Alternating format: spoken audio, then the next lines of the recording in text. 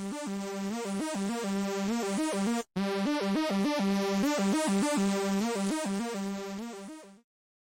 everyone, welcome back to That's Delivered. I'm your host, Trucking Ray, and I'm excited to have a returning guest on the show, one of the sharpest minds in the freight world, Dean Croke.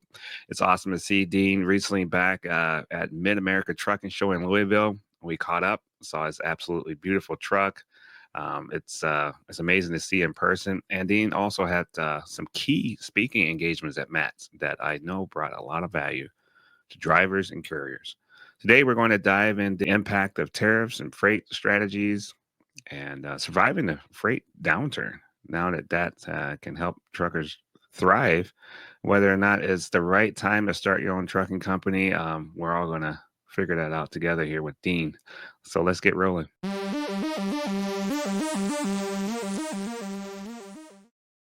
Dean, welcome to the Hey, show. Thank you so much for taking the time out and meeting with me again here about a lot of the new things that people are dealing with. So, how you doing? yeah, good. I haven't been traveling for a little while. I've had a couple of weeks at home. It's You mentioned Mid America Truck Show. That's such a huge event That's for right. anybody that shows a truck. It's takes a good month to get any truck ready for that event because it's you got to fix everything. Like after the tough part about mats is you're coming out of winter, right? And the week before I left for mats, my truck was covered in snow in Oh, Boston. So and even though I don't drive it on the roads in winter, the salt is still in the air right. and it damages the stainless. So I admire the guys that show their trucks that win awards because every single square inch of those trucks are just spotless. So Isn't it? it's a big deal. I love it every year. They're good to meet a lot of people.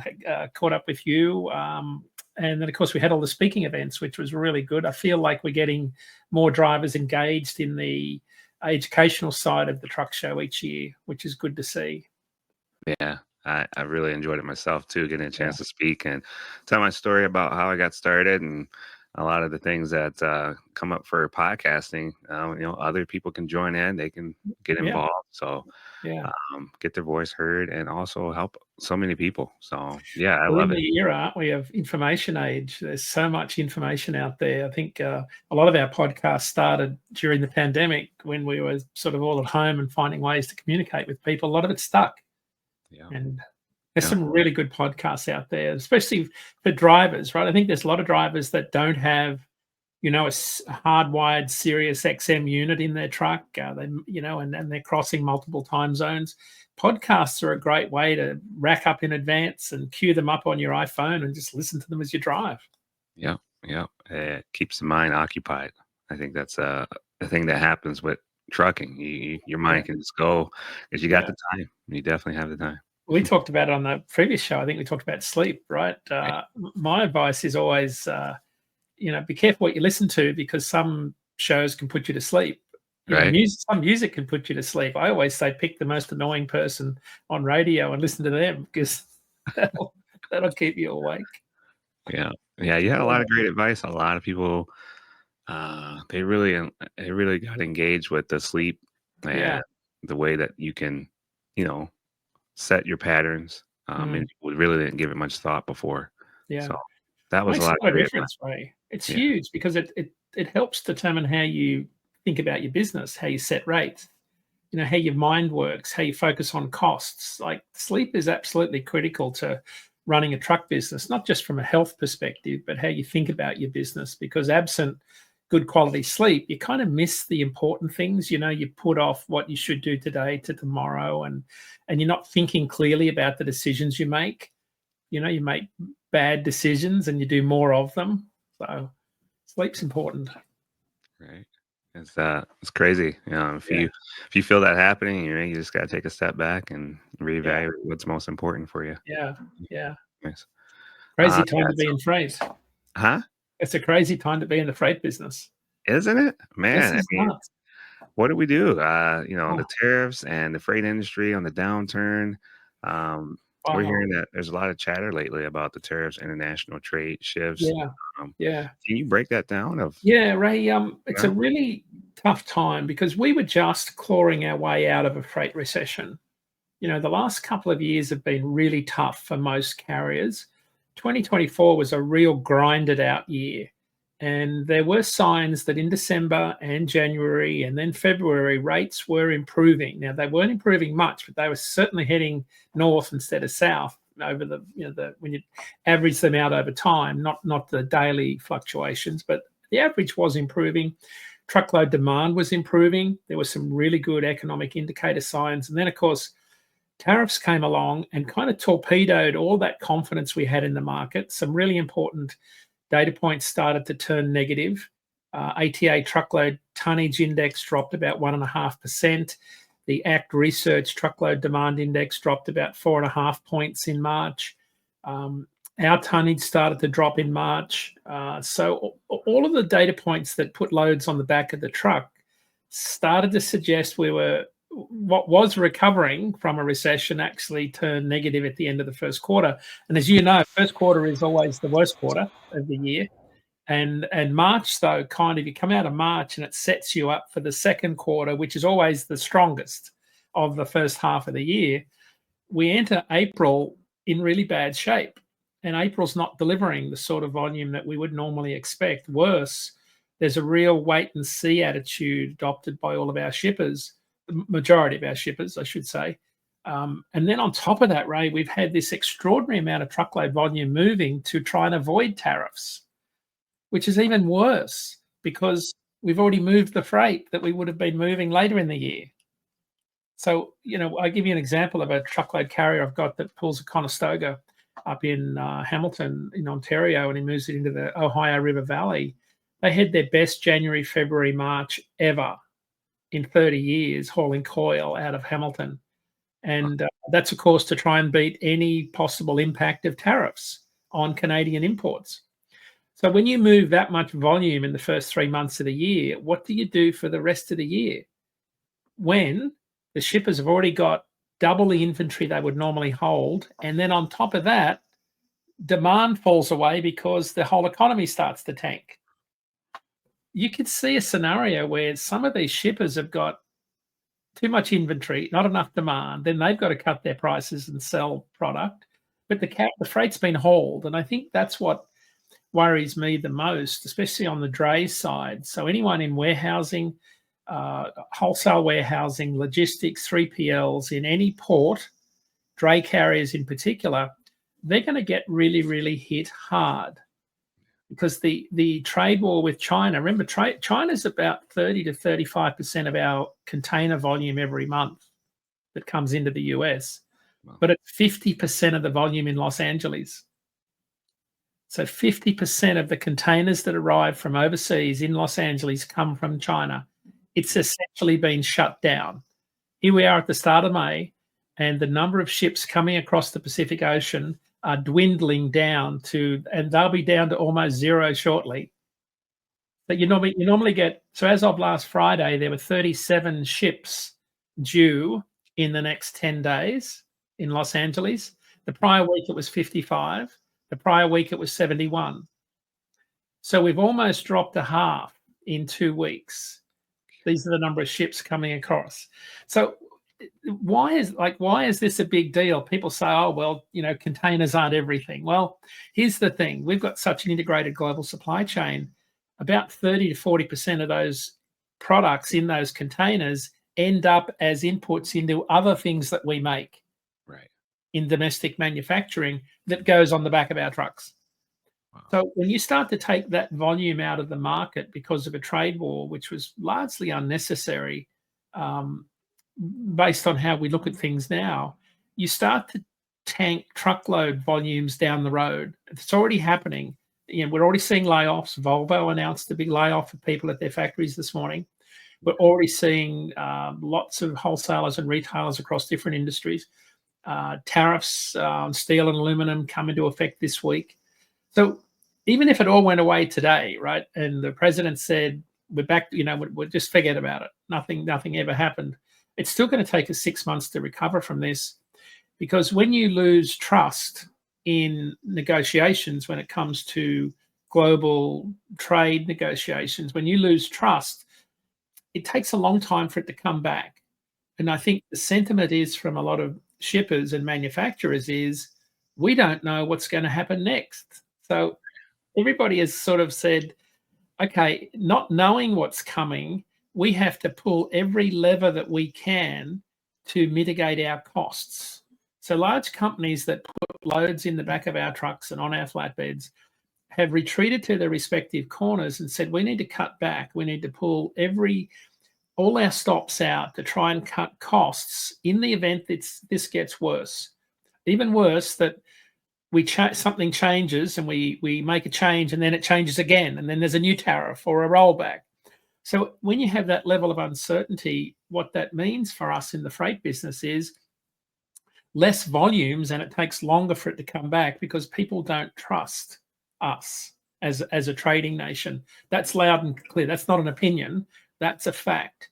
When you listen to how people talk, whether it's the Prime Minister of England, Germany, there's a real trust issue that's going on right now. And for truckers, that just means less certainty in our freight market. It's very hard to predict where this is going to happen. I don't know anybody that knows where this is going to land. What I am seeing, though, is that freight volumes are starting to drop already. We had a very busy first quarter. People were moving a lot of freight around. Rates weren't horrible, weren't good, but now they're starting to trend down. The spot market, though, is, when I say rates generally, there is some opportunity out there, though, but you've got to be pretty well positioned to take advantage of that. So generally, the outlook's pretty negative right now as we start May. Wow. Is there any hidden opportunities in this mess? I mean, maybe there's some certain freight lines or that It's a good any question. segments that you would actually grow because of the tariff changes? Yeah, I think you're going to see. We're already seeing a lot of lanes change. So if you think about origin destination pairings, like Atlanta to Phoenix is an origin destination, you're seeing a lot of them change. So as shippers try and source inputs from new markets, if they were buying from Mexico or they were buying from Canada, they're trying to find a supplier here in the US. What you're seeing is new markets, new origin destination pairs pop up as a shipper finds a new supplier in a new city.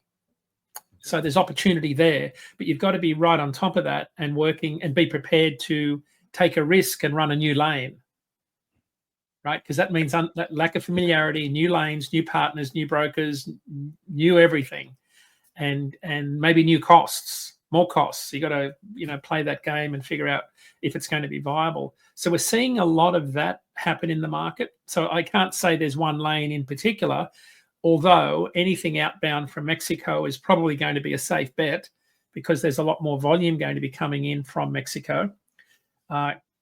Totally opposite on the northern border, because those volumes are drying up because you don't have a free trade zone like you do on the southern border. The southern border's got a 25-mile free trade zone where a lot of freight gets drayed across the border and goes into warehouses. You don't have that on the northern border. You have interstate carriers, both US and Canadian, running back and forward across the border, doing long haul work. So it's a very different market. So you're going to see cross-border volumes, I think, essentially dry up on the northern border because there's going to be a much bigger push for intra-Canada. So if we've got any listeners that are within Canada, you can expect more intra-Canada work as the Canadian economy looks for more opportunities within their own country. We'll see the same here, as I just alluded to. And I think you'll see pretty healthy volumes on the southern border. But again, you've got to be prepared to run non-traditional lanes because people are going to be sending freight to all sorts of different origin destination pairings.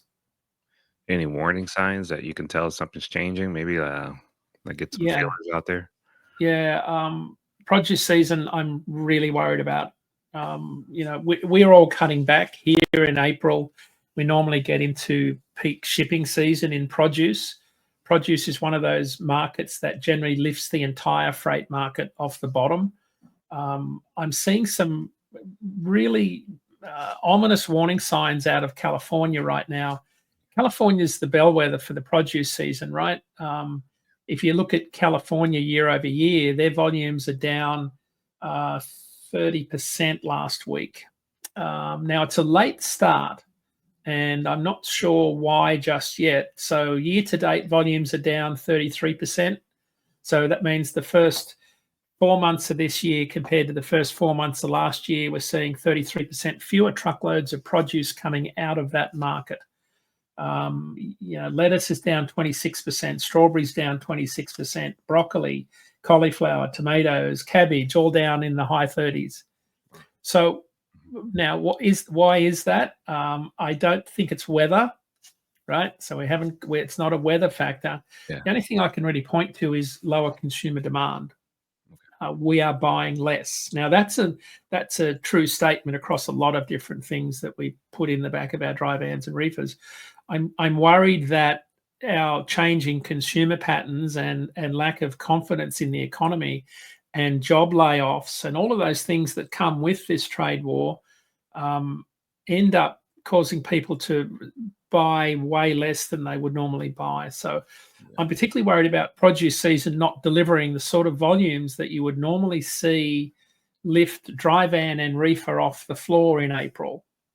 So normally you get to the Vidalia onion pack date on the 15th of April. That's the official starting line of the produce season. Then you see strawberries and peaches and all sorts of stuff come online in the south. We're seeing, Mother's Day, opportunity Mother's Day shipping out of Miami starting this week it doubles. We see double the truckload of flowers come out of Miami this week and next leading up to Mother's Day, because 90% of all flowers that we give to mothers on Mother's Day come out of Miami because they come from Ecuador and Colombia. So opportunity, yeah. Get yourself to Miami if you've got a reefer and plenty of spare belts in case you blow one, and a reefer motor that's in good shape. I know a lot of brokers won't use reefer motors that are more than 3,000 hours, so you've got to have pretty good equipment to run that product. So again, I mean that shouldn't be a surprise to anyone in that business. Anyone in the produce business has got to have pretty good equipment. So yeah, there are some opportunities, Ray. But I think they're going to be fewer and far between. This is something that people are going to fight over, more. Yeah, and more. Yeah. I said on a show last week, I said the emphasis this year is going to be on cost control. You've got to control what you can control. I know you talk about that a lot, but you've got to control the costs that you can control, because there's going to be so many things that you won't be able to control this year. Notwithstanding seasonality, things that you would bank on happening, probably not going to happen this year, just like we saw during the pandemic, because nobody really knows what's going to happen with the market this year, both the broader macro economy and the freight market. But I would do one thing, and that is give yourself a rate increase by slowing down, right? I see too many guys out there driving the wheels off their trucks, trying to get somewhere in a hurry. Man, 75 to 65 miles an hour is a mile per gallon. That'll put 7 to 8 cents a mile pay rise right there and then. That's a 20 grand a year difference, just 10 miles an hour.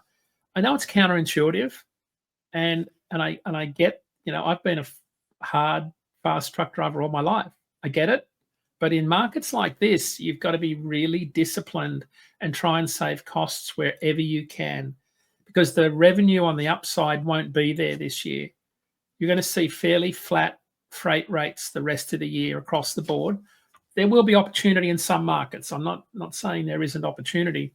But generally, the analogy, the rising tide lifts all boats. The sinking tide's probably going to sink everyone at the same time here, because the freight market is going to be very depressed. On top of that, we still have excess capacity that entered during the pandemic. By our count, we still have about 8% more trucks in the market than we did before the pandemic, yet rates are about where they were before the pandemic started. So we've got a lot of capacity. I just looked at this week's numbers of carriers that joined and left the market. This is going to blow you away, Ray. We had so far, as of the 28th of April, we've had 7,000 carriers leave the industry, but 7,000 carriers join. Give or take 10 or 20. It's insane. Wow. Now, so where some see misery, others see opportunity. And I guess that's the beautiful part of this free market that we're in. Right. if you can get yourself a good bit of equipment or a good V8 dually with a 5-liter Cummins and a 40-foot RGN, you're in business. I think there's a lot of carriers that are hauling part loads. There's a lot of hot shots. There's a lot of straight trucks with lift gates doing final mile. I think there's a lot of opportunity in that smaller consignment space, because that's been the growth market in the last 4 or 5 years. Is as big warehouses have moved closer to big populations, you've seen a lot more short haul metro regional work in smaller configurations. So that's one of the things that's stuck from the pandemic, is a lot more part loads, because on our load boards we see a lot more part loads. Right. Shippers unable to fill a 53-foot van. What about auto parts? I hear there's rumors out there where they're going more so toward the dry van, putting 3 cars in. They fold the mirrors in, and just get them in at a very low rate to get them transported. Absolutely right. I think you're going to see all sorts of stuff. I wonder about how many people have been charging shippers full load rates and sticking it on an RGN with a hotshot for a fraction of the cost. I think we're about to see some pretty wild stuff in the market as people try and survive. Yeah. This is one of those extraordinary times. If we don't see this trade war go away, and of course we've had a 90-day pause, I think it's through July, on tariffs on all countries. Right. But the trade war with China is probably the most damaging, because we are so tightly integrated with that economy, as it provides so many more inputs into other parts of our manufacturing processes. I think the trade war with Canada and Mexico could be damaging for the cost of vehicles. That's a big issue. Look at economies built around Windsor, Ontario, across the river from Detroit. They're just building a multi-billion-dollar bridge, the Gordie Howe Bridge, to facilitate free trade between the two countries. Canada's paid for that to try and avoid the other bridge I can't remember the name of it, the Ambassador Bridge, the privately owned Ambassador Bridge, because it's so time-consuming. They're about to open this new bridge that, of course, now becomes questionable in terms of the value it adds, because so many auto parts are manufactured in Windsor, Ontario, that go backwards and forwards across the river there between the two lakes. So I think that auto parts is a big sector that's going to get damaged by this. I really worry. Then you could go to exports and say, what happens to exports of pork out of the Midwest to Oakland, California? Poultry is one of the big exports out of Savannah. A lot of carriers will run refrigerated dray work into that port. What happens to that? So this isn't just going to affect one sector. It's going to affect everybody. Wow. Yeah. I mean, the freight downturn and the recovery time. I mean, I don't know that the tariffs are going to go away and just kind of drop that. You kind of look out further than 4 years. Where do you see this going? I mean, I know things have changed in the past.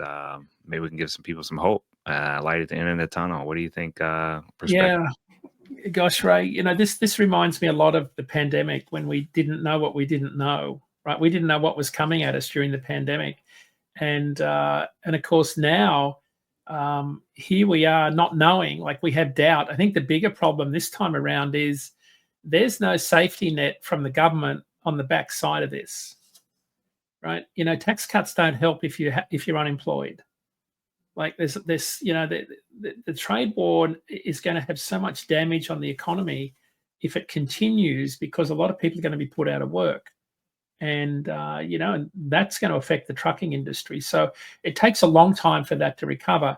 As we speak right now, at the start of May, a lot of companies are reluctant to lay people off in big numbers, because they know if the current administration changes its mind, then they'll have to pick back up again. And they know from during the pandemic, when they laid people off, they lost a lot of people. They never came back. Right. And I think that's what people are worried about, is that if we lay people off, and then suddenly the amount of tariffs on China go away completely, then we're back to this big surge again, and we need people, and we've got to ramp up our volumes and production to make up for what we lost. Right. Because that's what Chinese factories are trying to figure out. Right. Do we shut down? Do we close off? If things pick up again, then there'll be a surge. Then there'll be more demand. Then there'll be a shortage of containers. Then there'll be a shortage of spots on ships, and then container rates will go through the roof again. So everybody's caught in this real vacuum right now where they really don't know what move to play other than retreat to their respective corners. And I think you could look at this in a couple of time frames. I think if this is a short-term trade war, we'll see, a surge in imports, a restocking. That'll, by 3 months we'll be back to normal. But if this is extended, you could say this could take us a year for companies that are moving their production to Vietnam, India, Mexico, before things start to stabilize. Freight volumes will gradually normalize as trade flows stabilize, but that's going to take a long time. Worst case scenario, we're 12 to 18 months before this market fully recovers, because there's a real whiplash effect. Like there's a ripple effect through all these supply chain when you start to have this amount of destabilization. And the problem is we've never seen anything like this. This is unprecedented to see such a trade war across so many different fronts on a supply chain that's been highly integrated across multiple countries for decades, for at least 2 decades. Yeah. And people have invested billions of dollars in warehouses in Mexico. European companies, Chinese companies, Australian companies have invested billions in Mexico because it's a great place to build warehouses. They've had land, they've had good labor costs. It's an easy transit, relatively speaking, across the border, although it's delayed right now because the Border Patrol are, searching every truck 2 or 3 times looking for fentanyl and all sorts of nasty stuff. So, I went into Canada last week, Ray. I was shocked when I crossed the bridge. They were pulling over every single truck. Really? Every truck was pulled in. So you go through customs, and then you're heading down the road into Ontario, and they are stopping every single truck. Now, they weren't just checking trucks going into Canada from the US. They were checking trucks heading to the border into the US, both directions. They had the Highway Patrol, the MTO, the CBP. There's a full-on assault going on the trucking industry to try and find all of the bad actors, right? And the people trafficking people and trafficking drugs. So even cross-border flows are slowing down because of this. More so on the southern border side, because that's where most of the illicit drugs are coming from. So I think there's been a lot of investment that's hard to move. And I think for a lot of people that, built their businesses around reasonable margins, tariffs kind of evaporate those margins for them. So whether you're I talked to a person that sells strawberries out of Hamilton in Ontario to the Florida market, their margin's less than 25%. Like their profit margin, that wipes them out. They've been doing this for 30 years. Wow. So there's a lot of people that built businesses on free trade. The NAFTA was 1994, I think, our free trade agreement, rewritten as the USMCA, touted as the best trade deal ever a few years ago. Now it's suddenly not. And the problem is that a lot of people built businesses around free trade. And now that's all been upended. And of course, we have our Canadian friends that are very angry about this and have said, when I was in Canada, it's obvious when you walk around the supermarkets, they have what's made in America, what's made in Mexico, what's made in Canada, clearly labeled on every item. Wow. Clearly labeled. So it's easy not to buy American products if you're in Canada. Wow. So they've taken this very personally. And if you know Canadians, they're a very proud people. They're about to go through an election, I think, this week or today. Maybe it's even this week, I think. So lots of change. And I think these are some of the times that things change forever. Like there's been changes during the pandemic that haven't come back, right? We talked about where opportunities are. People moved warehouses close to people. So the whole freight task changed. We're seeing a lot more day cab trucks, a lot more straight trucks, a lot more final mile deliveries because that changed. That never went back to the way it was. So there are things that are happening now that I think anybody thinking about joining the trucking business, you have to have your game face on, because change is going to be rapid and inevitable. Yeah. I think you could say, is it a good time? I think it's always a good time if you know what you're doing, but if you're prepared to take a risk. Yeah, Like you gotta be prepared to risk everything to do this because there's no just certainty people, anymore. they're looking into other countries. What about Africa or something like that? I mean, Who is this? Sorry, I missed the start of the question. no, I'm sorry. So some people are looking into other countries or continents like Africa, trying to figure out where maybe they could pull from a different resource or set up somewhere else, Oh, other yeah. than China. Yeah, non-tariffed countries, Yeah. India. Mhm. Um, Apple, brought in, 600 tons of iPhones in January, February, March on 6 air freighters, 6 747s to get ahead of the tariffs. So India's big in apparel, big in electronics, big in pharma. So I think you'll see countries like that. There'll be new trade deals done. That will take time for those trade lanes to open up. So yes, there will be other countries, but that's assuming they don't get tariffed also, right? So here that's the challenge, right? What if we suddenly find another non-Chinese country and we bring imports in? Uh, then we're back to square one. And of course, that's what happened from 2018 to 2019. China moved a lot of its factories to other countries not called China. And then they imported them into Mexico into warehouses and they cross our border as Mexican products, but they were really made in China. So there's something like that happen with other products. I don't know. I don't know where this lands, how this ends. I just can only sort of call it as I see it. But right now, nobody really knows what this is going to end like because trust has evaporated. Like, how do you make a corporate decision on what to invest? Like, invest billions of dollars and put jobs on the line to change something that might be changed again next week. And I think that's where the frustration lies with a lot of people is they don't know what they don't know, and they're reluctant to make a decision because it might be the wrong one by the time we have dinner tonight. That's the Yeah. problem. I was thinking some of the big companies like Walmart, Target, Home Depot met with President Trump to say, Yeah. "Hey, man, I don't know, we're having a hard time here." Yeah. I don't Yeah. know if you saw that one too. That was quite an interesting story to read. Yeah, they're all adjusting their forecasts down. Some of the big truckload carriers had earnings calls last week, and they're all talking about they're worried about sales, they're worried about revenue, they're worried about they're adjusting their earnings forecast. Even the truckload carriers were talking about how that all of the momentum they had from the first quarter kind of evaporated. The market is going to be flat. They're not seeing much improvement in rate increases for the rest of the year, low single digits. But more so was the uncertainty, not knowing. So you're seeing truck orders tank, and that's forcing up used truck prices because low mileage used trucks are now in demand as people are buying fewer trucks, new trucks out of factories. It's because the new trucks out of the factories get flipped into the used market at 300,000 miles, and if big companies are buying fewer of those are getting sold into the used market. What you end up with is used trucks have a higher price, especially the low mileage ones. So yeah, this is a really tough time. I think if I was entering the trucking industry right now, I'd be finding a niche, some sort of niche in the market, have some equipment that's highly specialized. It'll be very, very hard to differentiate yourself if you've just got a tandem axle 53-foot dry van. That not a lot of joy in that, unless you've got some contract work that's really lucrative and you've got a good shipper or a good partnership. Good But sales team. if you're in the spot market, 53-foot dry van, you're in pretty competitive space right there.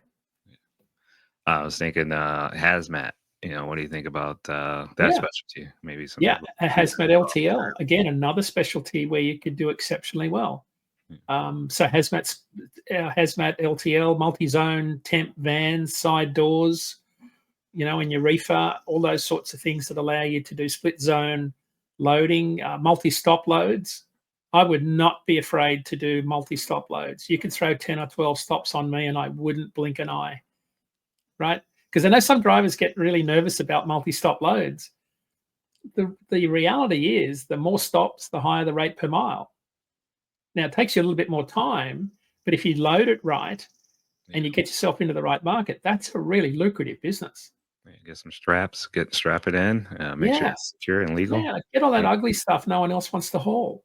Right. Like, be a specialist, specialize in ugly freight. Like, man, that's the That's a good business name right I've there. hauled so much ugly freight in my life, but you get good at it. Like, you know, it's a pity they don't do it here, but, you know, in Australia, we have, side load. They're like Conestogas, but they're really, curtain-sided trailers. It's a curtain-sided trailer, but what you don't see are mezzanine floors on the inside. They're adjustable mezzanine floors.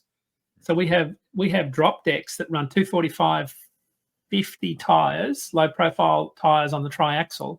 So they're drop decks, curtain sided, right? But with 3 mezzanine floors on the back lower part that you can adjust up and down with the forklift. So you could put 3 levels of freight in a curtain sided trailer. You can cube that thing out with so much ugly freight. It's amazing. Wow. Now, so now we don't have that here, right? We don't have mezzanine floors on the inside of curtain-sided trailers, but you can build extra levels inside a van if you've got the right set of, you know, poles, and I can't remember what you call them. What do you call those poles that are J-bars? Beams, cross beams. Cross beams, yeah, cross beams. So if you've got a good van with cross beams, you can build floors to do that. It's more work, but again, that's where you could find a niche in the market if you can tie that stuff down. So Very good. yeah, Very good advice. Yeah. get into that ugly freight. That's where I think the money is, and especially hazmat. Like, so LTL hazmat's a really good. Has always been a really good sector, but you got to know what you're doing. Yeah. Yeah. That's a craft too. I mean, you continue Yeah. learning. You're not just once you got it, you're done. You know, get Yeah. that endorsement, and then you continue to Yeah. learn from shippers, and they tell you Yeah. what to do. You know, hey, wow, I didn't know that. You know, so even Yeah. talking with Yeah. other people is going to help you. Well, it comes back to taking a risk, doing new things, you know, going in with your eyes wide open, but also asking questions, like not being afraid to learn. We had Tyler Jones on our IQ show a little while ago, and I said to Tyler, what would you ask a young Tyler Jones starting out, you know, 20 years ago? And he said, I would take way more risks than I did. He said, I didn't take anywhere near the level of risks I should have taken as a young person entering the market. He said, because that's when I started to take risks, that's when I started to learn and grow, because I expanded my horizon. And, you know, that's why it's called experience, because experience comes from poor judgment. That's why it's called experience, right? So the people that are experienced have just made a lot more bad decisions and screwed up a lot more. That's all that means. So, Yeah. you know, you talk to some people, you think, oh gosh, they're wise and experienced. And what you don't realize is they have blown up more stuff than you can imagine. Not literally, but Yeah, I get it. I can relate. yeah. Yeah. Yeah, if you're uncomfortable, you're most Mhm. likely you're Yeah. growing and Yeah. expanding your knowledge. Yeah. So when you're comfortable and you're set in Yeah. your ways, you know, you're gonna always continue to get something Right. I that you didn't, I just thought of something like my worst mistake was not belly strapping a load of granite one day on A-frames. oh, wow. Oh, Ray, this stuff came 4,000 miles, and I put it off the trailer in a flash because I strapped it over. I didn't belly strap it to the A-frame like an idiot, Yeah. and it went flying off the side of the truck. Oh, Ah. like rookie mistake. But I was like early 20s, and so the guy that loaded it said, "You're only going down the road. It'll be fine." You know that Oh, statement, "It's only yeah, going down the road." you'll be fine. Yeah, it'll be fine. That's not going anywhere. Well, yeah, too hard into a corner, and next thing it's shattered. Man. So yeah, we all make mistakes, but we learn from it, right? So every time I look on social media or I'm driving down the road and I see someone with a load of granite that's not, you know, the strap's not choked and it's not belly strapped and Yeah. there's not 1,000 straps on it, I get nervous. Yeah. Yeah, we don't stay behind it or right next to it. People like to hang out by those tires, man. I don't know. Yeah, yeah. But that's part of learning, right? I think taking risks and learning, it's all part of life. No one's a rookie forever. Like if you're serious about this and you want to make a profession out of it, be prepared to make mistakes and get yourself into some tight binds. Like that's part of becoming a professional operator. Nice. And you talk to a lot of successful carriers.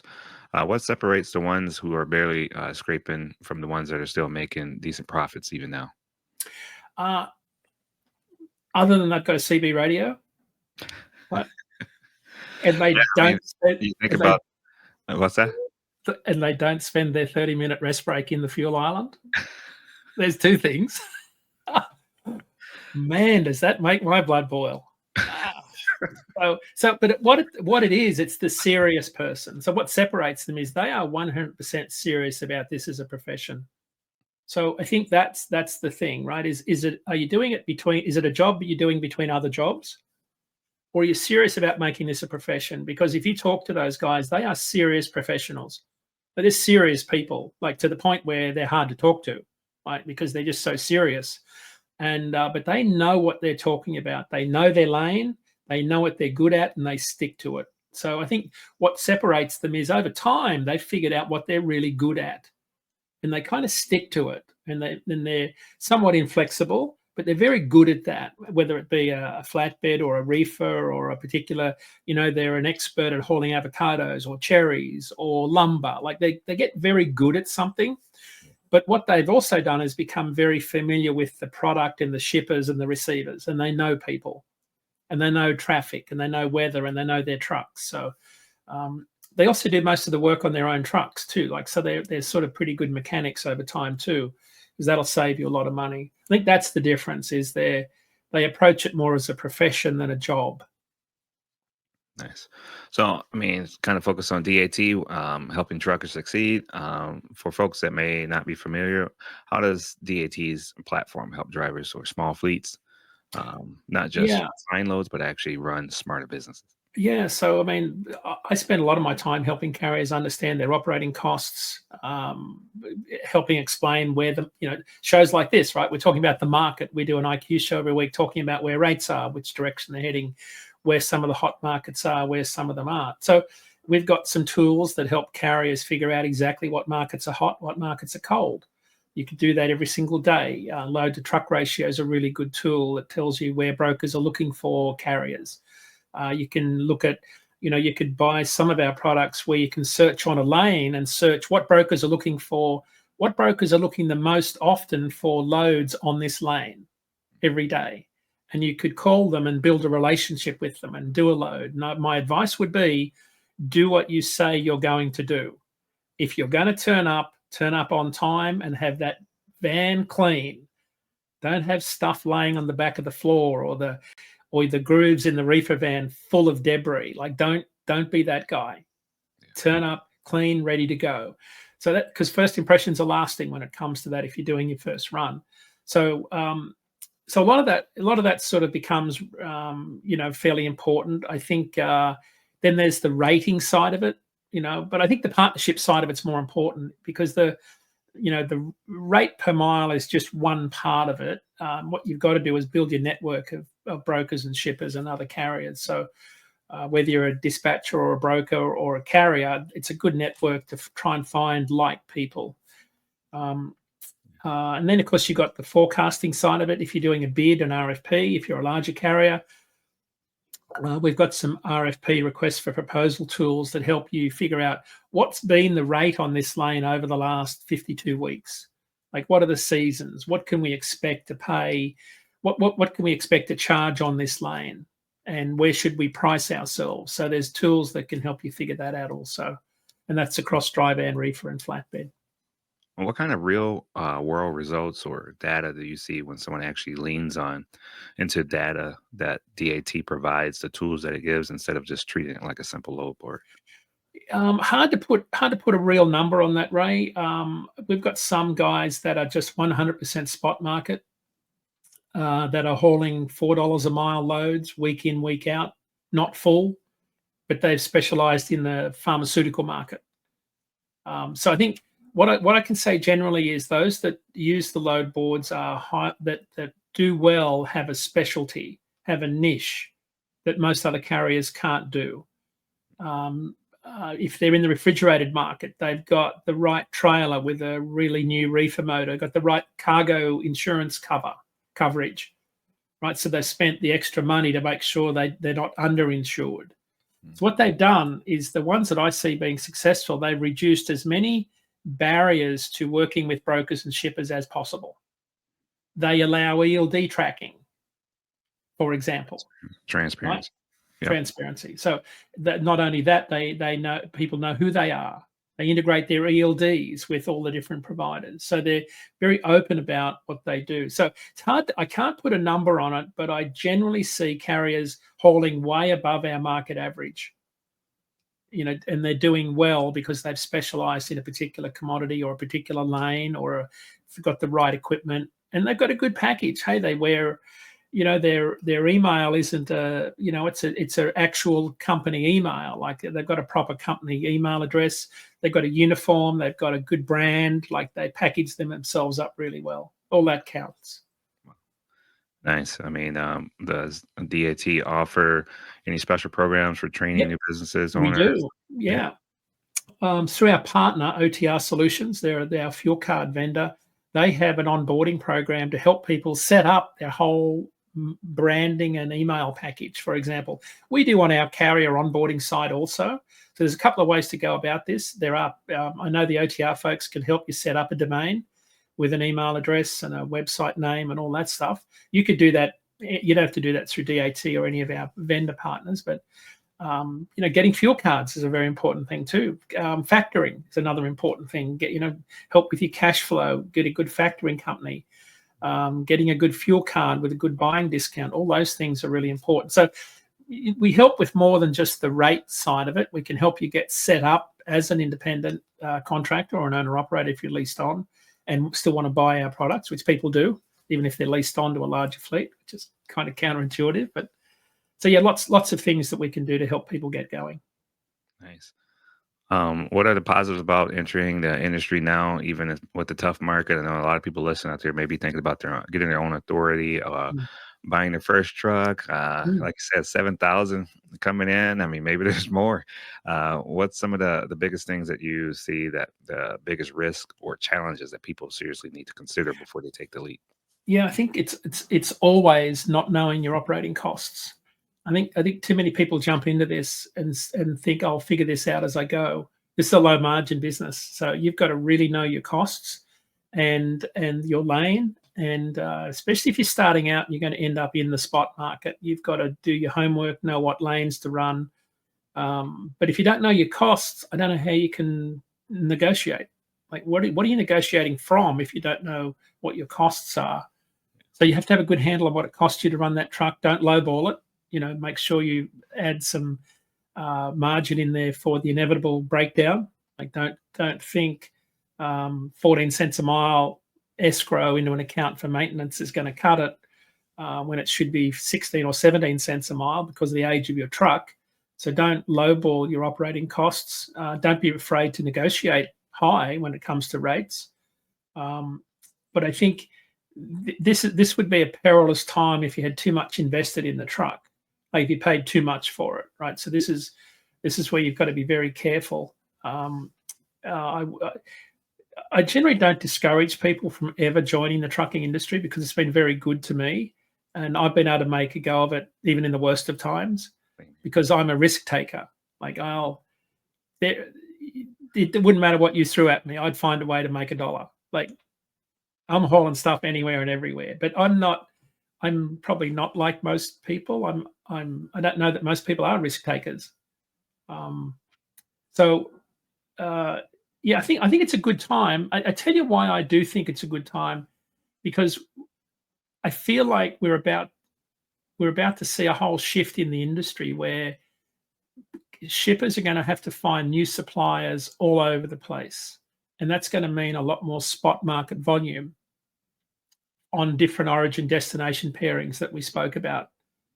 So I think there's opportunity there if you're prepared to look for it and work with shippers and brokers. Try and find a shipper that's looking for a new lane, a new vendor. They just found a new supplier to their manufacturing. They need someone to run that one load a week. I'd be that person, So that means picking up the phone. It means marketing yourself. Comes back to having a good website name, a good brand, a good package, look and smell the part. So I think there's opportunity, but right now you've really got to go in knowing that we're in the low point. And there is a theory that if I enter during the low point, things can only go up. And I think that's true. What I don't know is how long it's going to take for things to go up. Right. We thought it was going to be April, the month we're in. a year ago, we thought this April would see the turn in the market. It's evaporated. So is it 2026? Oh, none of us knows.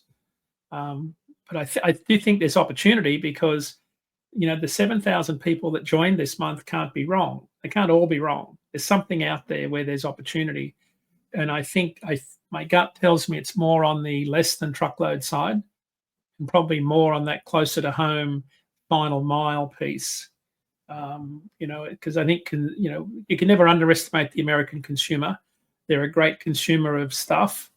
And I think that stuff's got to move from warehouses to homes. And I think that's where the growth is. Smaller trucks, get yourself a lift gate.